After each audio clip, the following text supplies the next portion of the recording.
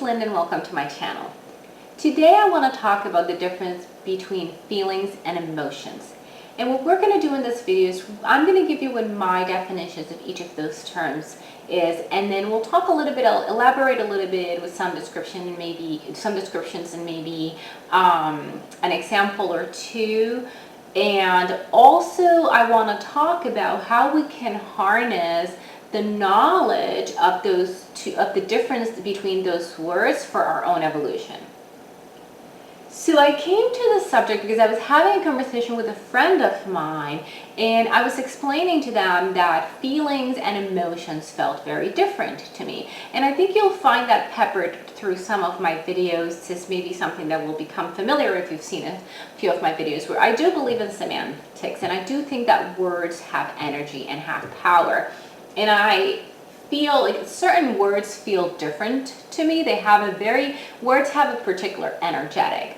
So for example, when I was talking, we were having a conversation, I can't even remember what about, where we were talking about feelings and emotions, and we kept using the words interchangeably like most people do. But at some point in the conversation, I actually paused and wanted to differentiate because the language, the energy between each of those words felt very different to me.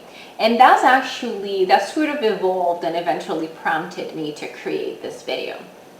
So my definition of a feeling is information or a perception that I receive. Now, that doesn't necessarily have to come from an external source, though it more often than not does.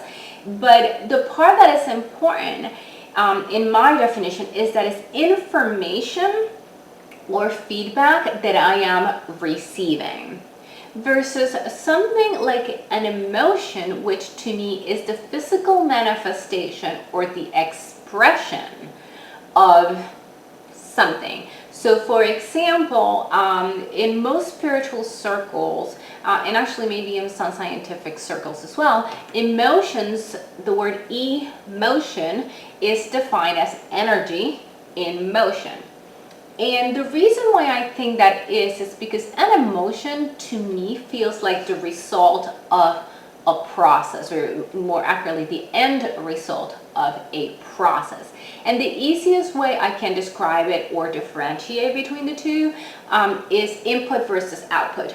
To me, feelings always feel like input, whereas an emotion always feels like output.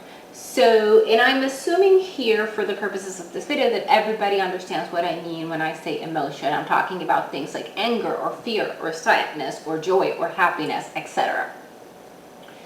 So the process that I envision, or the process that I want to describe to you as to how do I differentiate between the two of them, is that, let me use the example of a gut feeling. I think everybody knows what that is, like you just get a gut feeling about something. That to me is, well, a feeling. Is information that you are receiving, and it's not information that has been processed. It is oftentimes neutral. It has neutral energy. It's just basically you receive information. What happens with me, and I think with most people, is that information that is received goes through a filtering process. So for example, I receive, let's say, a gut feeling that I'm going to have an argument with my boss today. And I'm just going to use that example because it's a very neutral and not emotionally charged example. But I'm walking around and I get this gut feeling that I'm going to get into an argument or with my boss. That is the input. That is the feeling.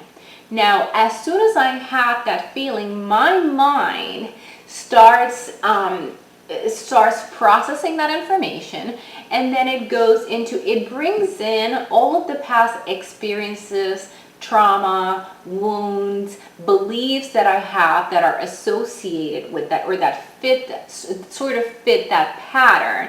So I get the hit of information that I may have an argument, or that I will have an argument with my boss, and then my mind starts processing, oh, last time I really just very overwhelmed today, I really wouldn't want to have an argument with anybody, least of all my boss, and last time I had an argument with a boss was a few years ago, and then I got fired that day, and I really don't want to go through that. So all of that processing, all of that mind is bringing up beliefs, past experiences, trauma, etc., and it actually creates the expression of an emotion, or what I call a reaction, which is the emotion that is expressed, which is fear. So I'm going to go over it one more time just to make sure that everybody gets it. So the gut feeling is the information that I'm receiving. It comes into me and is filtered and processed through my mind, my traumas, my past experiences, my beliefs, etc. And then it is interpreted by my body, by my physical being, my human person, as fear, which is the emotion that is expressed outward. So I hope that's somewhat clear. And if it's not, please feel free to put it in the comments. I'll try to come back and give you some more examples, or maybe explain it a little bit more clear. And it doesn't really matter as much whether you agree or don't agree with the definitions, or whether you understand them fully. I think what is important about this is that I think we can harness that understanding, or the difference that I'm making between these two definitions, for our own evolutionary purposes. And the reason why I say that is because the understanding that something like that there is a difference between the information that you get, and it doesn't always have to be a gut feeling. It could be something that you're perceiving in the environment, in your actual physical surroundings, physical environment, right?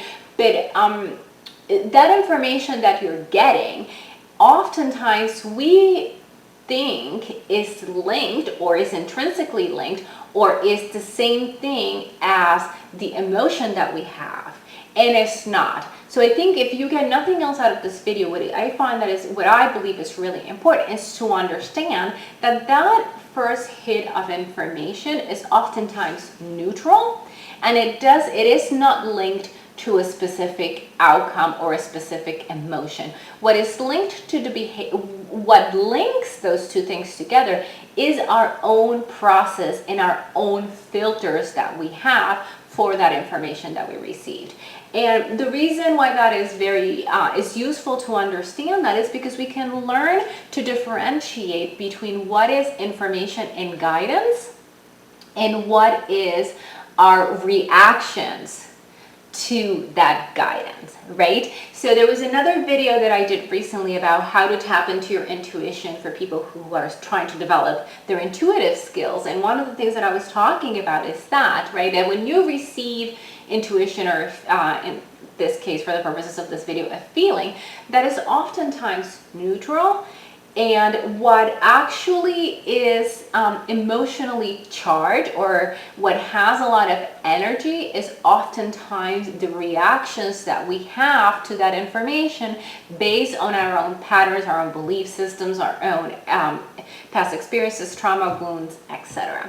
So that's why I think it's really helpful, because it can help us differentiate between what is guidance and what is our reaction.